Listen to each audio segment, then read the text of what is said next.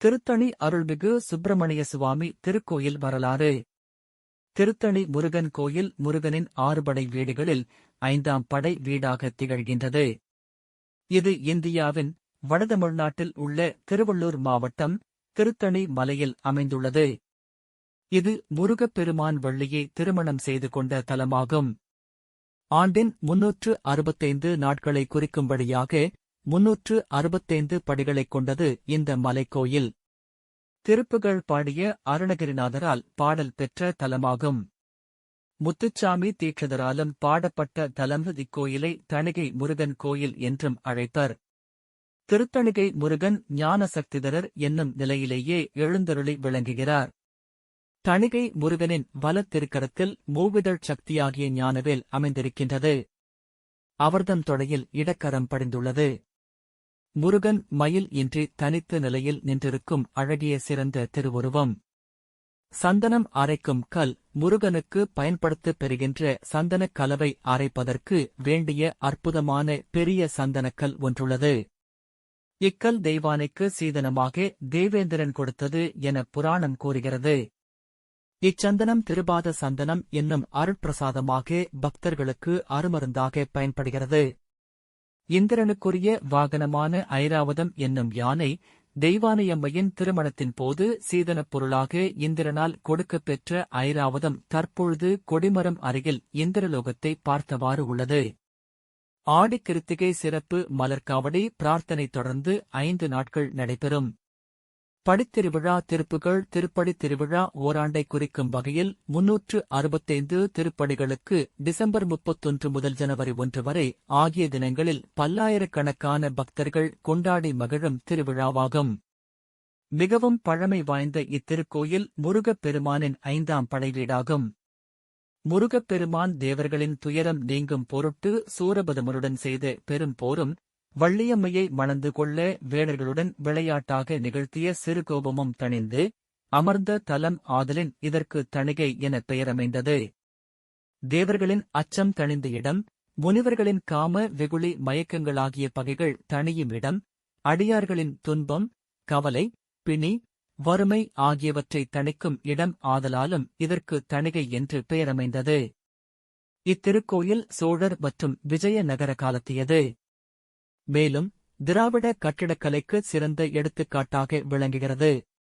பக்தி இலக்கியங்களில் ஒன்றான திருப்புகழைத் தந்த அருணகிரிநாதர் தனது பாடலில் சினத்தவர் முடிக்கும் பகைத்தவர் குடிக்குன் செகுத்தவர் ருயிர்க்குன் சினமாக சிரிப்பவர் தமக்கும் பழிப்பவர் தமக்கும் திருப்புகழ் நெருப்பென் ரறிவோம்யாம் நினைத்தது மளிக்கும் மனத்தையு முறுக்கும் நிசிக்கரு வறுக்கும் பிறவாமல் நெருப்பையு மெரிக்கும் பொறுப்பையு மிடிக்கும் நிறைப்புக்க உரைக்குன் செயல்தாராய் தனத்தன தனத்தன் திமித்திமி திமித்தின் தகுத்தகு தகுத்தன் தனபேரி தடுட்டுடு துடுட்டும் தெனத்துடி முழக்குன் தடத்துட நடக்கங் கொடுசூரர் சினத்தையு முடர்ச்சங் கரித்தம லைமுற்றுன் சிரித்தெறி கொளுத்தும் கதிர்வேலா தினைக்கரி குரப்பெண் தனத்தினில் சுகித்தெண் திருத்தணி இருக்கும் பெருமாளே என முருகன் சினந்தணிந்து இத்திருத்தலத்தில் வள்ளியை மணந்து 5ஆம் படைவீடாக இக்குன்றின் மீது அமர்ந்து அருள் பாலிப்பதையும் கந்த புராணம் கண்ட கச்சியப்பர் மலர்களில் தாமரை மலர் போலவும் நதிகளில் கங்கை நதி போலவும் தலங்களில் காஞ்சிபுரம் போலவும் மலைகளிலெல்லாம் சிறந்தோங்கித் திகழ்வது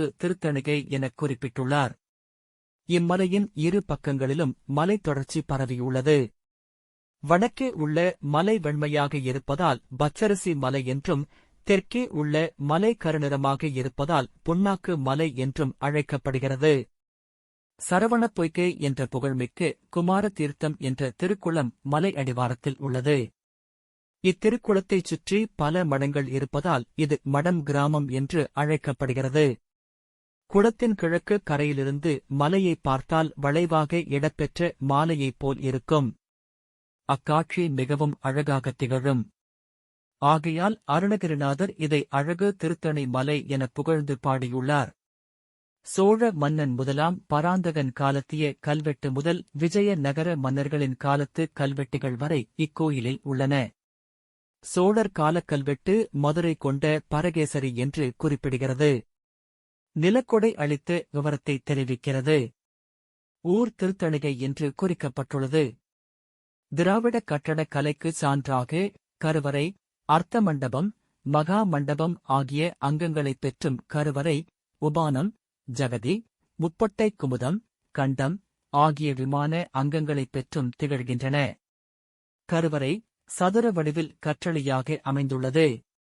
இத்திருக்கோயில் சோழர் காலத்தில் கட்டமைக்கப்பட்டு விஜயநகர பேரரசு காலத்தில் விரிவுபடுத்தப்பட்டுள்ளது.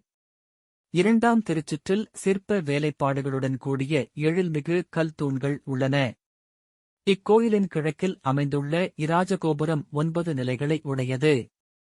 பிற்கால கலைப்பாணி தென்னிந்திய கோயில்களின் கட்டடக்கலைக்குச் சான்றாக அமைந்துள்ளது. மேற்குப் பக்கம் அமைந்துள்ள கோபுரம் விஜயநகர பேரரசு காலத்தைச் சார்ந்தது. இரண்டாம் திருச்சுற்றில் உள்ள தூண்களில் புடைப்புச் சிற்பங்களும் விமானத்தின் நிலைகளில் சுதைச் சிற்பங்களும் இக்கோயிலில் அழகுற அமைந்துள்ளன. உலோக திருமேனி இத்திருக்கோயில் வழிபாட்டில் உள்ள உற்சவர் திருமேனி மயிலுடன் முருகன் வள்ளி தெய்வானையுடனும் ஆறுமுகன் வள்ளி தெய்வானையுடனும் திருமேனிகளாக உள்ளன. இவ்வுலோக திருமேனிகள் விஜயநகர காலத்தைச் சார்ந்தது.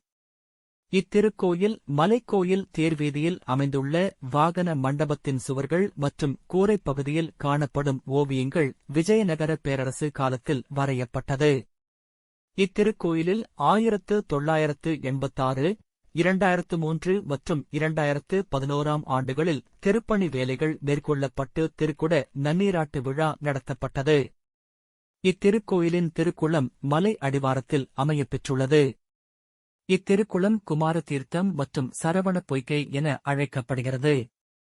இத்திருக்குளம் சதுர வடிவில் கருங்கற்களால் ஆன படிக்கட்டுகளால் அழகுற அமைக்கப்பட்டுள்ளது. திருக்குளத்தில் ஆண்டு முழுவதும் நிலைத்து நிற்கும் நீரின் நடுவில் கற்களால் வடிவமைக்கப்பட்ட நீராழி மண்டபம் அமைந்துள்ளது. ஆடிக்கிருத்திகையின் போது 3 தினங்கள் தெப்போற்சவம் திருவிழா நடைபெறும். வழக்கமாக காலை 5:45 மணி முதல் இரவு 9 மணி வரை கோயில் திறந்திருக்கும். சிறப்பு நாட்களில் கோயில் முழு நாளிலும் மதியம் 12 மணி முதல் மாலை 3 மணி வரை திறந்திருக்கும். அரக்கோணத்தில் இருந்து 18 கிலோமீட்டர் தொலைவிலும், சென்னைக்கு வடமேற்கே 84 கிலோமீட்டர் தொலைவிலும், ஆந்திர மாநில எல்லைக்கு அருகே திருத்தணி அமைந்துள்ளது. சென்னையிலிருந்து திருத்தணி செல்ல பேருந்து மற்றும் தொடருந்து வசதிகள் உள்ளது. நன்றி.